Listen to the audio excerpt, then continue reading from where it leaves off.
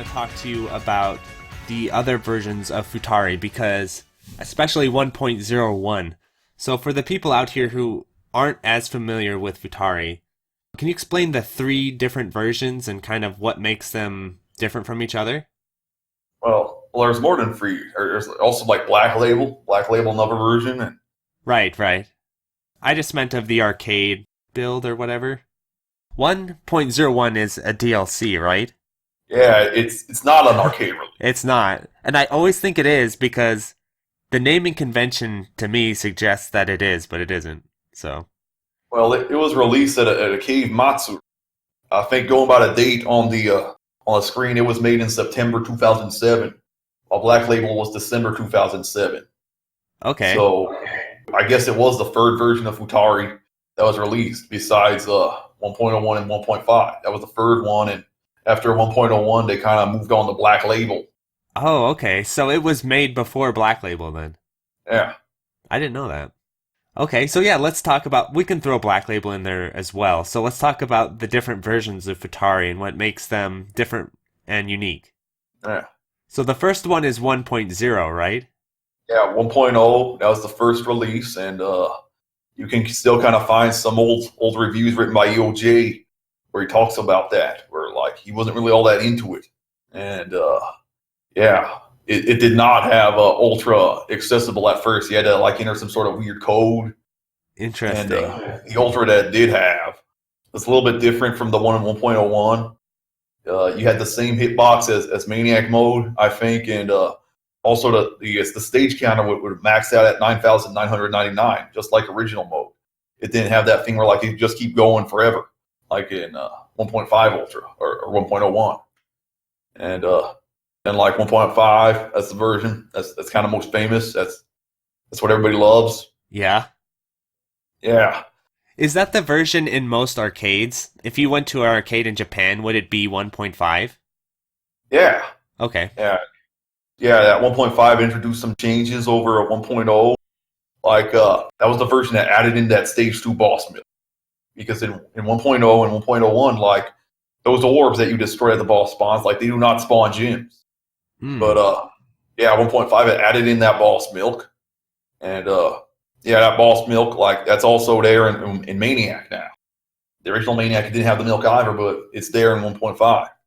Yeah, 1.01, then it's kind of designed to be similar to 1.0, but a little bit fixed up. Like there was this bug with the stage 4 boss in 1.0 where like it had this attack that was impossible to dodge because of like a hitbox glitch, and they fixed that. Then with the hitbox in Ultra, like they made it ridiculously small, like 1 pixel. Right. Yeah, that totally changes the style of the game. Because like you can do all these dodges that you can't do with that larger hitbox, so it encourages really flashy and risky play there. That's actually kind of what's made me keep coming back to the game, because there not really any of our games that are quite like that allow that sort of play. As I understand, too, isn't 1.01 just base difficulty-wise much more difficult to clear than 1.5? I want to say it's much more difficult. Okay. Like for sure, the Larsa fight's harder because the bombs don't do as much damage, so it becomes a lot longer. You gotta dodge more stuff. And yeah, stage 5 in 1.01, it's based off the version in 1.0, so the patterns are a lot more difficult. It's longer as well. But on the flip side, stage 2 is a little bit easier for survival because the icicles don't have as much HP. Yeah, and then stage 3, that's harder as well though, since the big enemies that like spawn those rocks and that like come down the screen, like they don't give you any bullet cancel like 1.5. So you kind of have to like plan route that out, how you're gonna like dodge after those enemies die. But yeah, on the whole, I'd say like clearing a 1.01 with Reiko, it might be a little bit harder than a 1.5, but I don't think it's by all that much. Since with 1.5, you know, Reiko, like she's got stage 2 to worry about. That's just total hell with her with those icicles. So Right. it sort of balances it there a little bit. Interesting. What about for the other character? Does it make is there a big difficulty difference there between 1.0 and 1.5? in terms of big difficulty differences, I think the only really huge difference is with Abnormal Palm, Yeah. With Abnormal Palm in 1.5, he's by far the easiest character to clear it with. But then in 1.01, he's by far the hardest. Just so weak and so slow. It's really hard to do stuff like bullet hurting with him because of his slow speed. He just doesn't want to be where he wants to be on time. When I try him compared to Reiko and try using my routes there, it's a lot more difficult. Just do what I want to do in terms of movement, and then his shot, it's really buggy. Those stone throwers in stage 3 that I was talking about before. Yes. Just plain can't kill them on time. Really, they take forever to kill, and that definitely means you have to do some more risky dodges. And there's another part towards the second half where it feels like you just need a bomb, really. And then with stage 5, that's where it really gets ridiculous because those turtles there, those big enemies that kind of about those orbs that fill the stream of bullets. You know what I'm talking about here? Yes. Yeah, he has a really hard time killing those guys because the orbs that they spawn. I don't know why, but they totally block his shot, and he just can't kill them on time, and that's a huge source of difficulty. Also, his shot, that's a big handicap as well because with Reiko, you got a wide shot there. You can kill all these enemies that just all these popcorn enemies that fire at you that you don't have to worry about in 1.5 because I don't know why, but in 1.01. These popcorn enemies on the ground, a lot of them will fire at you, but in 1.5, they changed it so they're just kind of there to kill. They didn't really fire at you. So that kind of changed up the routing a lot in 1.01, and it's not too big a deal with Reiko because she has a wide shot to make killing him easy, but when you're playing Palm, it becomes a huge deal that you can't kill him. Yeah, I could definitely see that. Yeah, so that's another thing to worry about with Palm there. And then you have to also do the Larsify, and it's every bit as hard as doing it with Reiko as well. So it makes for a really hard time overall clearing the game with Abnormal Palm. I could definitely imagine.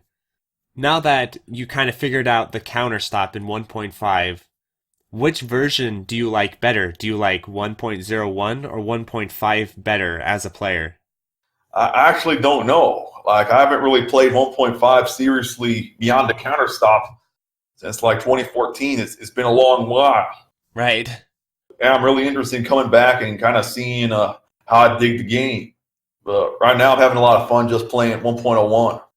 Yeah, I remember in your Stunfest interview you mentioned how much you enjoyed the mode, and it does seem really cool, at least from a viewer perspective, to watch, with the tiny hitbox and the insane patterns the game throws at you. Yeah, it really makes you feel good. You can pull off these crazy dodges. I do want to learn more about your Stunfest experience as well. So, how did that come about? I'm sure Plasma reached out to you, so what was your, preparation like for Stunfest? Well, yeah, Plasma, he reached out to me, and I was actually the first guy that he reached out to because he really wanted to have Futari Ultra at Stunfest for a long time, and I guess he figured that this was the time to do it because we were getting some Western players. Yeah, he contacted me at first. He actually told me I was getting fast ticket there. He was asking me before anyone else. I had priority over anybody, and that was just a huge honor. I didn't feel like I deserved that sort of treatment. And at first I was really nervous about it. I wasn't really sure, and we were thinking, hey, maybe how about we get some kind of race going with SMC? But because I really did not think that I deserved to be on playing on that same stage as those Japanese super players. He thought it was a great idea, and SMC he was nervous as well. I guess he was kind of going for he had the same mental blocks I did, and he turned it down. So it was just me, and I didn't really want to disappoint Plasmo, so I just went ahead with it. So what were you most nervous about? Were you most nervous about traveling out there and doing that, or were you more nervous about the run itself? The run. I've been to Paris before with my girlfriend. I wasn't really a big into Paris, but I didn't really have any mental blocks about just traveling there. But the run. I mean, with AGDQ, I'm still really nervous about the run, actually. Sure, definitely. the thing with Ultra, like even on extends every 70 million, 80 million, there are so many places where the game can just like screw you over with RNG, or you could just kind of graze a bullet by accident and die, and yeah, that leads to some chain deaths. Yes. Because yeah, like when you die, it really like changes the bullet pattern for some reason. There's some kind of bug in there where like it sort of like glitches out the patterns for a little bit until like you survive a little bit. So yeah, it's very easy to chain die in the game.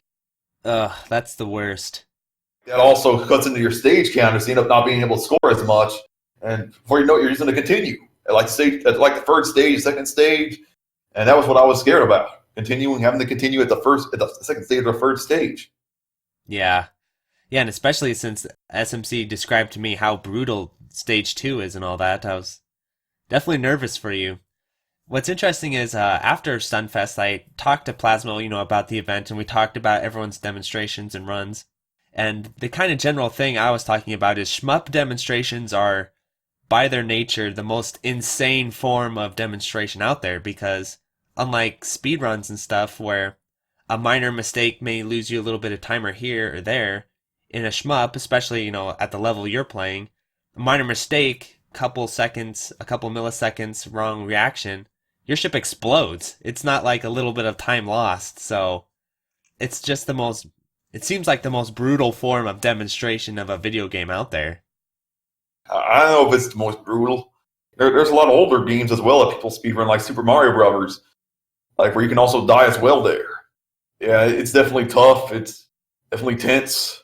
Yeah. With getting ready for Stunfest, what was your practice routine like? Were you doing anything to try and maybe make it more demonstration, more safe? Or were you just kind of do your usual thing? Well, I was demoing the two different versions at Stunfest. Like at first, it was just going to be like a 1.5 demonstration, but then like I do my practice runs for that, and I honestly like wasn't really happy with how they were. I was doing the same counter stop strategies, but found out I was like just like dying a lot, and I was only ending up with like 2 billion. So I felt like people deserved to see something a little bit better, game that mode that I was better at, because at this point I am better at 1.01 than I'm at 1.5. So, but I said that mental block, like maybe this was be a little bit too hard to demo. And like I was talking with Yom, he's the other guy putting the event together, and like he actually suggested to me on his own, like how about like do one run for 1.5, one run for 1.1. So I just kind of agreed to that. And yeah, from like this was like I think just like a few weeks before the event. So yeah, I started like practicing, doing a few extends every 70 million runs on 1.01 in addition to like 1.5, and yeah, I was able to clear it. Which were you more nervous about, the 1.5 demonstration or the 1.01? 1.5, just because like that was the earlier run. Right. I figured that I did not want my first run to be like totally botched up, because that might like jinx the second run. Sure. So it was important just kind of like get a good first run there going for me. Yeah, and I remember watching both runs, and yeah, both of them were definitely nail biters. Was it your 1.5 run that in stage 2 you ran into some trouble? It was both runs, I think. What were you thinking around that point in the run where you're like, oh shit, it's over? Or did you feel like you could still clutch it out? Yeah, I thought it was going to be over. I did not expect to really be able to clutch it out. I treat every little bit of progress I made there as a lesson. What was the point during the run where you thought, okay, maybe it's still possible. Maybe I could still get this clear? How far did you have to go before you felt that way? The end. Oh, jeez. Damn. Yeah, they both came down to the wire. Yeah, you never really know with Ultra. That even that TLB it can screw you over. Yeah, absolutely. So when you were practicing for the event, did you focus on any specific sections of the game, or are you just running credits, or how were you approaching that? I was just running credits, really. Okay. Like when I'm going for a PB, I do a lot of practice. But like with Stunfest, I wasn't like really training them. So I kind of want to like simulate that environment to like get me used to just kind of playing nervous as hell. Yeah, I think that's a really good approach. So when you're practicing, let's say you had a credit that was just going out of control, were you trying to practicing salvaging those credits and trying to clear them even if you had a really bad early game or something like that? Yeah, definitely. Like even with GDQ as well, like I'm having moments where it feels like I'm not going to clear, then I end up clearing. Nice. Yeah, I think that's a good way of doing it because if you just practiced, the ideal scenarios each time. For instance, when I was doing my 2-all, it came as close down to the wire as possible. I ended it with no extends and no bombs. And I was thinking about it. I talked about it a bit in my commentary. And I was saying that I feel like the reason why I did so well on the Hibachi fight is because I was so low on resources that I had no choice other than to play well. I didn't have any like hang-ups where I could think about, oh crap, I can't. Do you know what I mean? Does that make sense to you at all? Yeah, Is that kind of how you played during your demonstrations? I remember both runs like I was hemorrhaging lives in stage three. So both runs, I just kind of felt, man, I can't just like give up here. Just got to keep going. Yeah, that was really cool. You pulled both the runs out. I know, watching it live, everyone was like, "Oh shit!" around stage 3 each time. Yeah.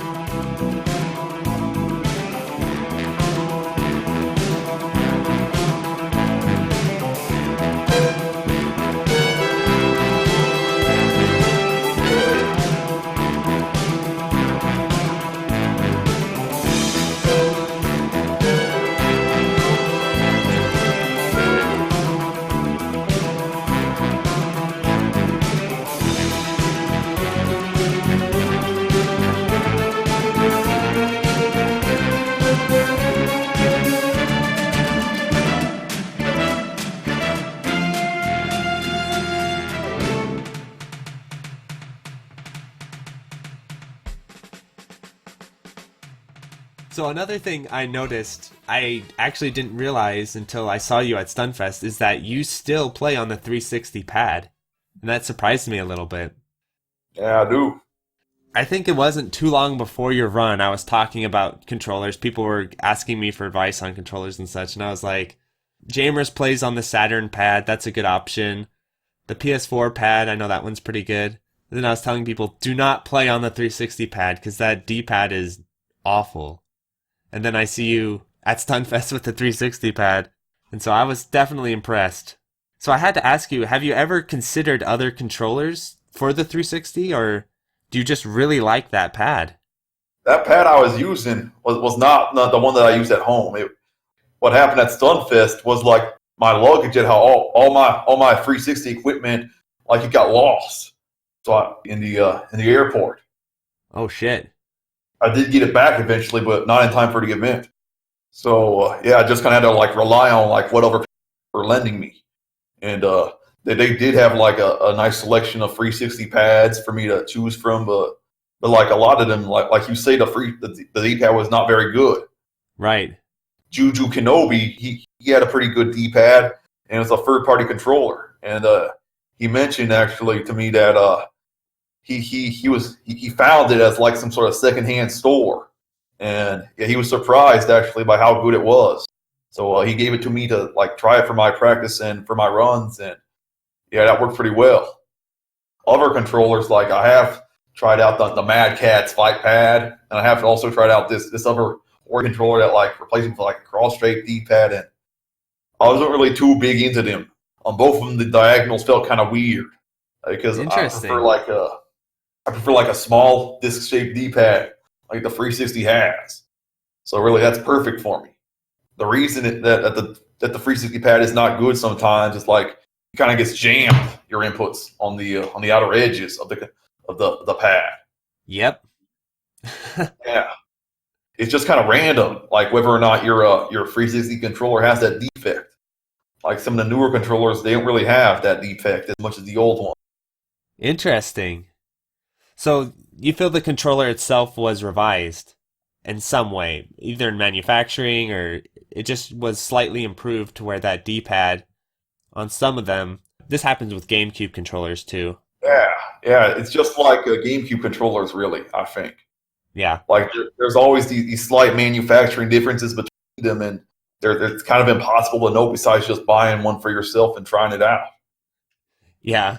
Yeah. I'm a Melee player, so when I go through different yeah, GameCube controllers, some of them you have to like, yeah, like you said, you have to buy and be like, okay, this one sucks, this one's good, and then you have to stick with the good ones. But like besides just like buying the good ones, there's also like modification that you can make to the controller. You can like read about online that kind of like reduce the likelihood of it jamming. Like you can kind of like sand out that outer rim there, or like put like Interesting. a piece of layer between like the pad and the internal membrane. I've heard about that actually, Yeah. because there was a fighting game player who played on a 360 pad back in the day, and everyone's like, "Why are you using a 360 pad?" And he said that he had modified it to be better. Had you Yeah. modified your 360 pad? Well, I have two 360 pads that I use actually. Like the first one, like it's just a stock controller. Like it worked fine for me out of the gate, so I didn't need to mod it. But like the other one, it was a wireless controller. Like the other one, that's a wire controller. But like this one, it's a wireless controller, and it was not so great. So like I tried that mod out, but I wasn't really too pleased with the results. I'm not that good at that kind of stuff. So I bought a controller shell off the internet that kind of like was already modified to kind of like replace the stock shell with, and yeah, it's worked pretty well for me.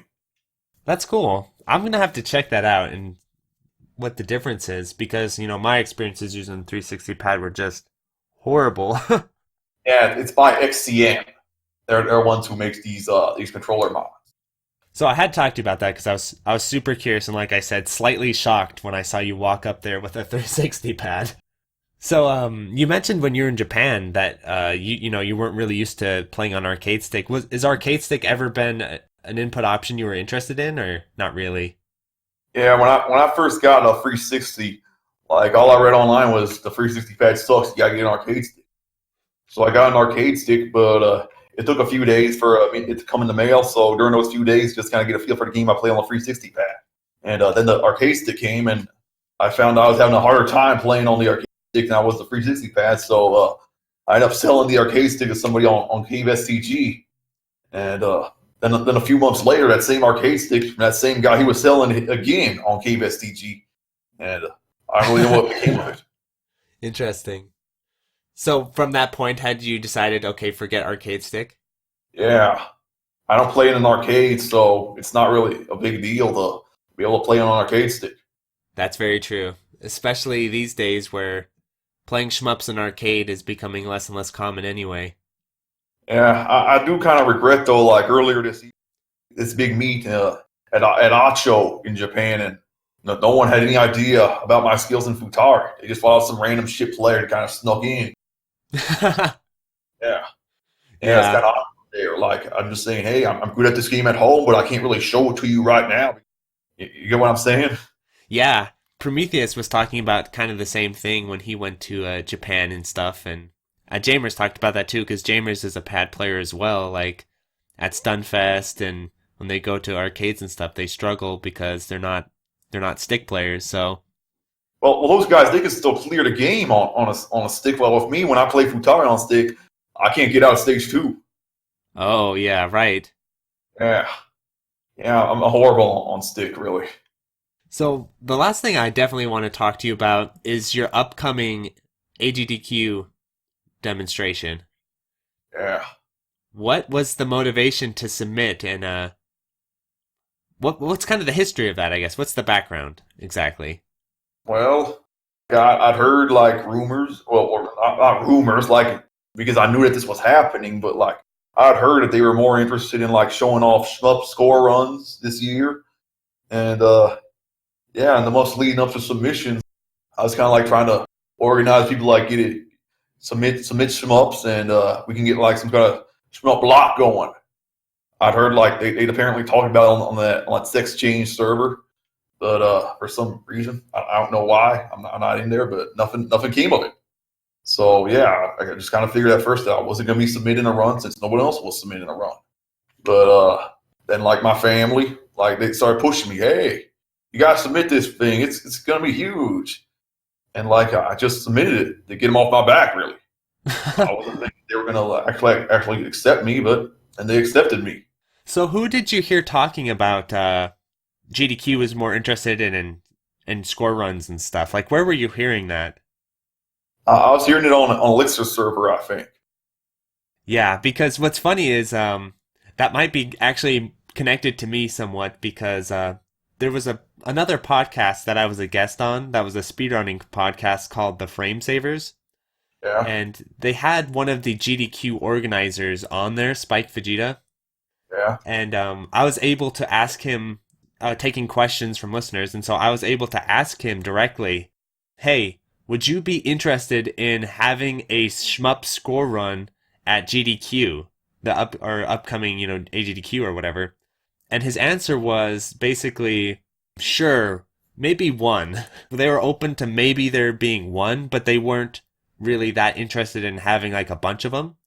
Uh-huh. And so it is very likely that you are the one that they accepted because yeah, like I don't think they would have accepted more than one. So you're like holding it down. Yeah, it's a lot of pressure on me. I know, like, depending on how this goes, like, that's going to kind of determine, like, how open they are to some mini runs in the future. Yeah, I know. I didn't want to bring that pressure up, but yeah, since you said it, that's kind of how it is where this is a pretty big moment in shmups because I Yeah. mean, for one, it's Futari. That's a hype game. People are going to get hyped when they see Futari. And then if you clear it, 1.01 with all those insane dodges, with all the crazy shit going on in the final boss, that could Uh-huh. get people super excited about the genre. Yeah, definitely. This is huge for us. We don't even, like, have a farm thread about GDQ. Like, what's up with that? I don't know, my dude. Well, you do now, sort of, because this podcast will be on a farm thread, so. But yeah, you're Yeah. right. Like, there hasn't been a lot of talk about it. I remember back in the Electric Underground Discord, I was talking about it. This was last year, but I was talking about all the possibilities that this could bring the shmup community, and I actually was reaching out to a bunch of people in the speedrunning community. Like I said, Spike Vegeta and some of the other speedrunning people to see if they would be interested. And I was getting mixed answers. Some people were like, no. And then other people were saying, yeah, maybe. So I'm really happy that you got accepted. I think that's really cool. Yeah, I think a lot of people don't really, like, realize how big this is. Like, I've seen way more hype for Stunfest than I have seen for this. It doesn't really, like, make any sense to me. Like, I've been critical about Stunfest for a long time. Like, my view on Stunfest is, like, it's in French, firstly, so it's not really all that accessible to English players. But then, besides that, like, there's all this focus on, like, Japanese players who don't stream. So, like, there's nothing that, like, you can do to, like, follow up on those players. But, like, with this, yeah, GDQ, it's all about having guys who stream and kind of, like, giving them a platform to, like, advertise themselves. So, like, this is a huge deal for the genre, having an event that's like this. And then besides that, like, GDQ is just like it's a much bigger event than Stunfest as well. It's way bigger than Stunfest, really. And I don't know, for some reason, people just don't seem to, like, really be all that interested in it or hyped it. I don't really know why. I think it's just a situation of until it happens, people aren't really going to anticipate the possibilities. Like I said, I've talked to people about this in the past, and I'm on the same wavelength as you of how big of an opportunity this could be for the shmup genre. And I think a Yeah. lot of people just feel like what's going to happen is you're going to do your run, the people watching will think it's cool, but there won't be any kind of follow up after that. I think that's kind of the thing I've heard mostly is people think that shmups are just too hardcore for the AGDQ crowd, and so when the people at AGDQ watch the run, they're just going to think it's cool and move on. Well, that kind of, like, seems to be the legacy of Stunfest in play. Like, with Stunfest, like, that's actually been something I was critical about it in the past. A lot. There was no effort there to, like, kind of, like, shield people who are streaming or, like, give people some sort of opportunity to, like, follow up on it. Like, the guys who were there, they get to meet these players, have a great time, like, getting their contact information, like, exchanging, like, these James Bond secret, super secret, top secret, super plays. But, like, if you were just watching on screen, you didn't get any of that. You had no opportunity to follow up. And I think maybe, like, they're sort of thinking that GDQ is going to be like that too. They really, like, understand, like, how important, well, how cool it is Like people like watch a guy on this event and they kind of like follow up with their Twitch or like see them streaming. Like that's awesome. That's something that the speedrunners get to like do all the time with GDQ. Guys go there, they advertise their Twitch, and they gain all these followers. That's how they grow their channel. Like that's how Aquas grew his channel. Really, that's a guy in our community. But like no one's really done that with these Shmup events. They just got to do their run. That's it. And I guess they're expecting the same thing at GDQ. And I guess that we should kind of like educate them that it doesn't have to be that way. When I did my Stunfest run, I did advertise my Twitch channel, and I did gain a bunch of followers. I feel like this year's Stunfest was, I think, a pretty landmark one, and we in Plasmo talked about it a lot, and I really like the direction this year's event went, because I get the idea of the past Stunfests of exhibitioning, the Japanese super players, just because you never get to see them play, like you said, because they don't stream and they don't post videos.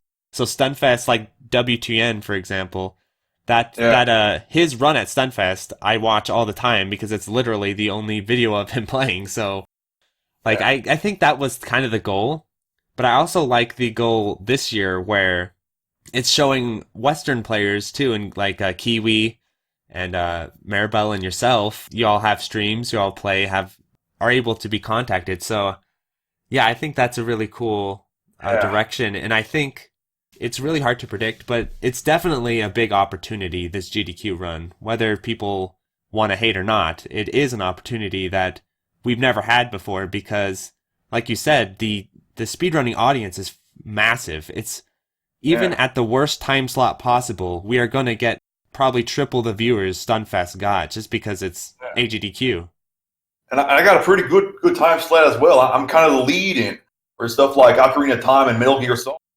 I've got I think I've got like a 10 a.m. time slot. Wow, before Ocarina? Yeah, or Metal Gear Solid. I forgot which. That's pretty big though, because I know a lot of people were speculating, myself, I'm not going to lie, a little bit, that you might get like a really bad time slot, like 3 a.m. or some shit. Yeah, that was what I was scared of too, but like back to Stunfest, like it did kind of annoy me. Like people were like, hey, it's just Western players. There's no hype in this. We already know all these guys. And yeah, they didn't understand the potential there for those players who are playing to like advertise their channel and grow it. And I don't want to like throw too much shade on Plasma, but like after the event, it was like, man, did you see Gus like shilling his channel? That shit was pathetic. Nothing against him there, but like I guess he just didn't get it. That's kind of the point of these events. You advertise your channel and you grow it. That's the big opportunity you get for these events. When you get that huge audience, you want to keep that audience somewhat, right? Well, I think too, not just your own channel with AGDQ. Like I said, this could be an exposure for literally the entire genre. Where a lot of people, because I have friends who are speedrunners and stuff, a lot of people in the speedrunning community legitimately do not know what shmups are. Like if you ask them, do you know what a shmup is? I have many speedrunning friends who do not know what a shmup is. They're like, what? What's that? And so your run could be huge for the entire genre, not just your own channel too. That's definitely something to... Yeah, definitely. Like, I remember how Stunfest started out. Like, you had Prometheus. Like, the goal initially was to, like, show shmups to an audience that hadn't really seen them before and, like, get them interested in playing it. That was kind of the end goal as far as I understood it. Like, it started out just, like, kind of him, like, piggybacking on this bigger event. Like, he just kind of had, like, shmups as, like, a side thing. And, he found out he actually got a pretty good audience, so he figured that he was going to, like, start up Stunfest. Well, not, like, start up Stunfest, but, like, he get, like, kind of formalized as a part of Stunfest. And, the first big Stunfest event with Japanese players, like, it happened back in, like, 2013. I guess he kind of, like, used some of his connections there to build it. And I was really optimistic about it. I thought this was going to be huge for the genre, that, like, people were going to be exposed to the genre for the first time, and, for some reason, it didn't really turn out that way. Like it's like you said, it's got some really good runs for these Japanese players, but nothing. I haven't like really seen anyone who was like, man, I started playing Shmups. The first time I saw Shmups was at Stunfest, and I've been hooked ever since. I haven't like seen anyone like that. Yeah, it sounds like, just from my own experience at talking to new people, the biggest the biggest exposure people have to Shmups are Jamer's channel, Toho, and even videos like you said, like World's Hardest Boss. YouTube videos is mostly how people are finding Shmups. I found. Yeah.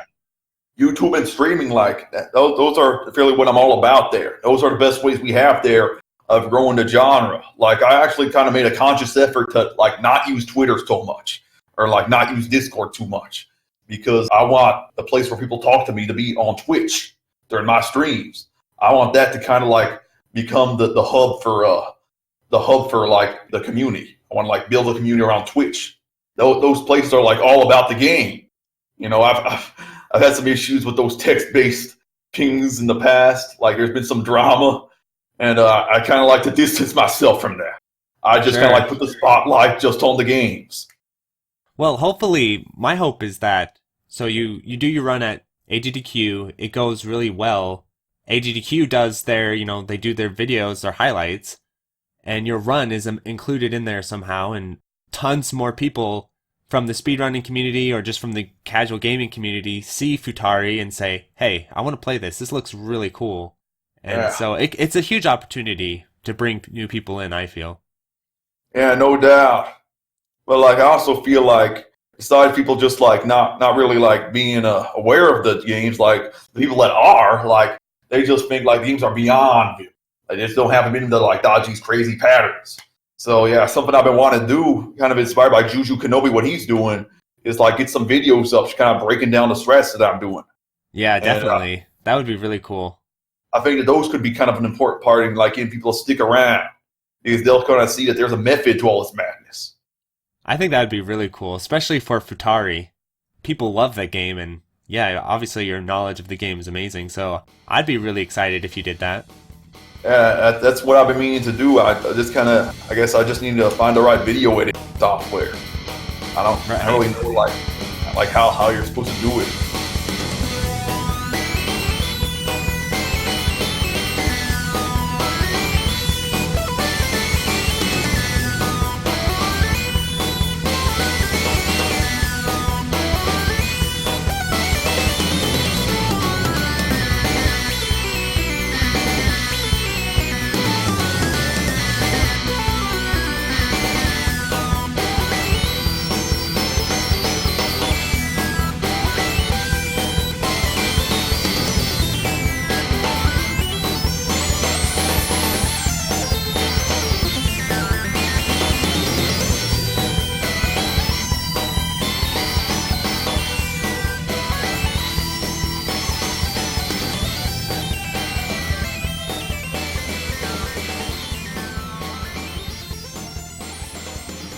I also had one more question about AGDQ, which is, do you have any idea of who would be there with you as far as like the commentary couch?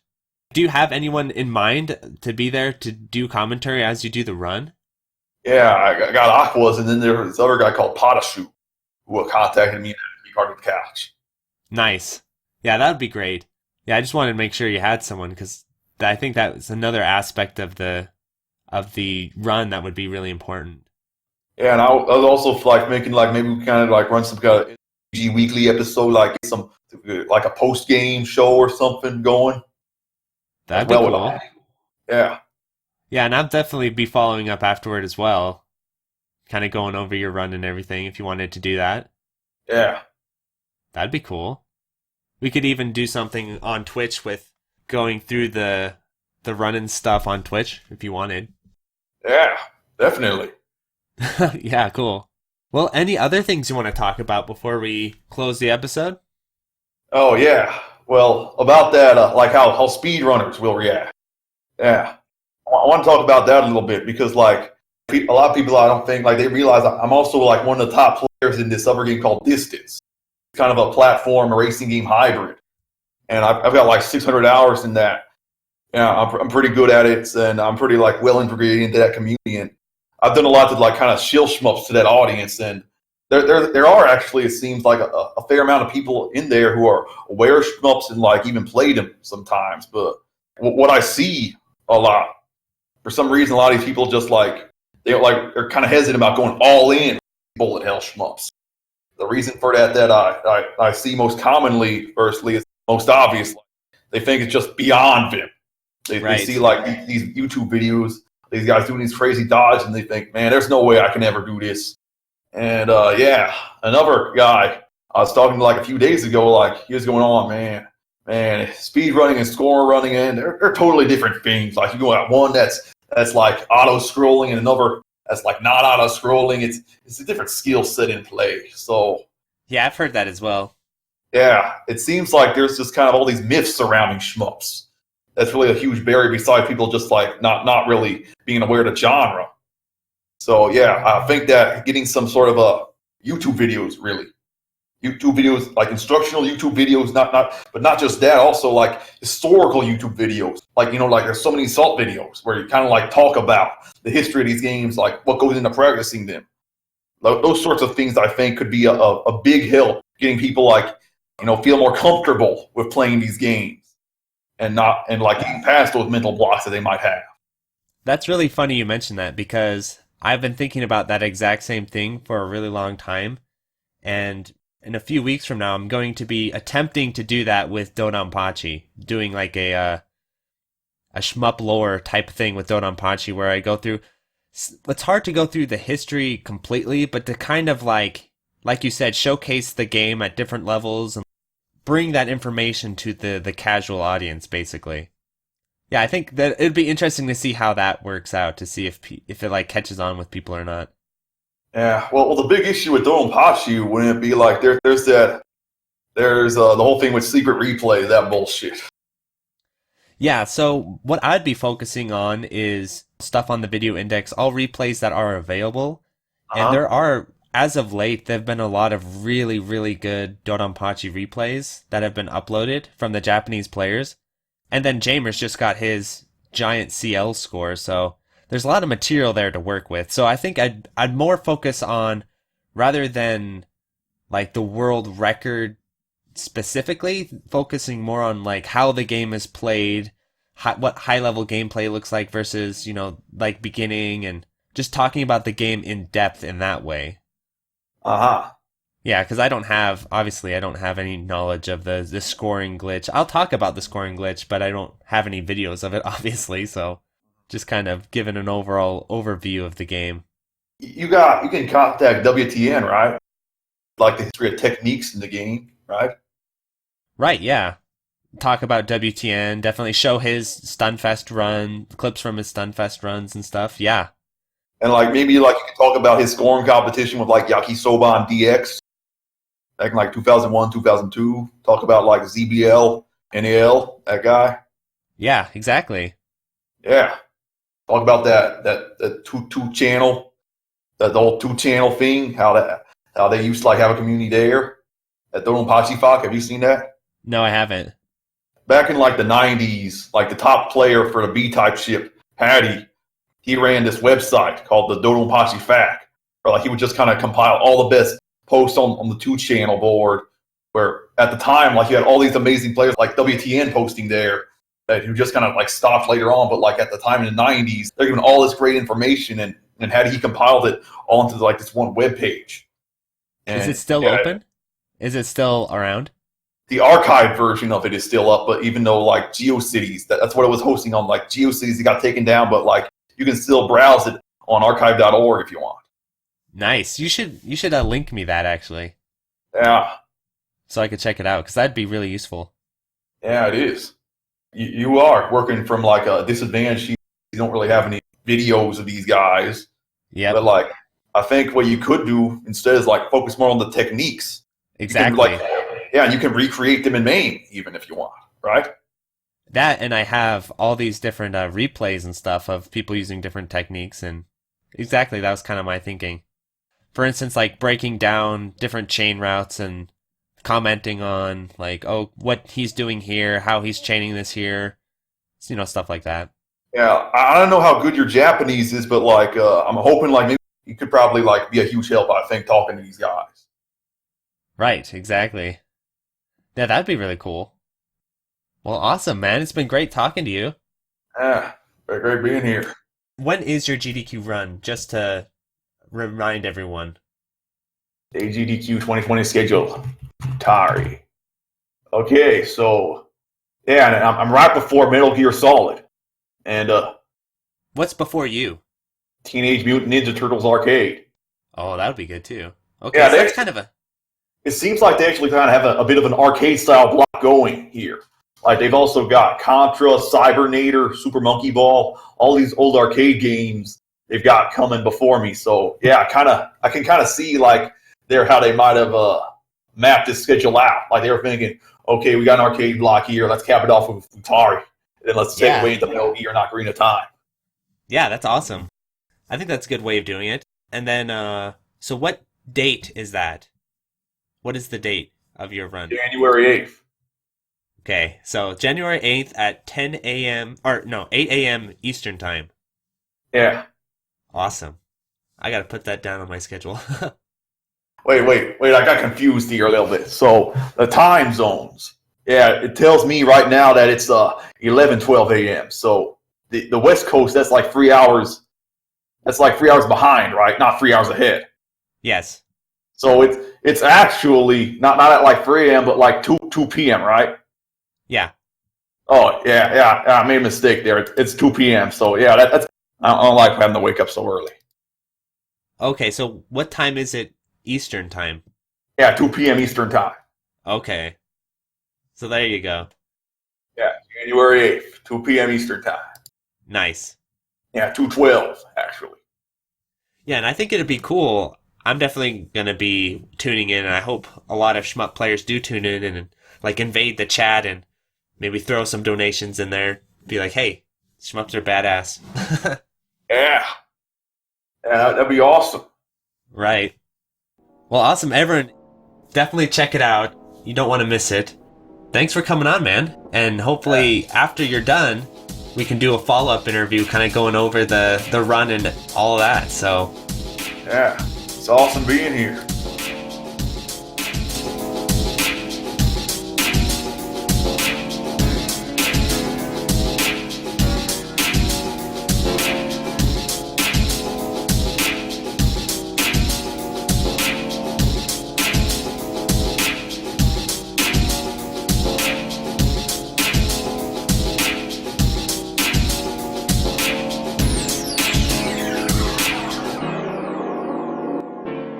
while this slammin' music plays, I'd like to shout out members of the Shmup Illuminati.